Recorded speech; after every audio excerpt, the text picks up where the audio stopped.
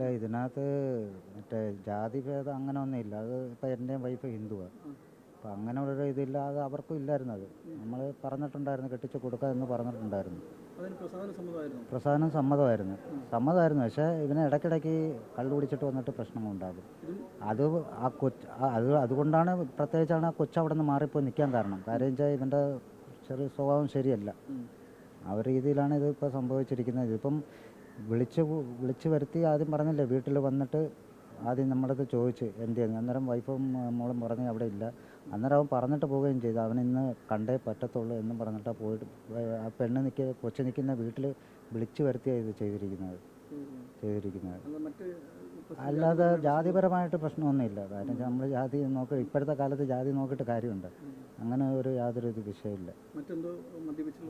മദ്യപിച്ചിൻ്റെ അടുത്തല്ല, ഇത് കരുതക്കെട്ട് ചെയ്തതാണ്. പക്ഷേ ജാതി ഇതുമായിട്ട് യാതൊരു ബന്ധവുമില്ല.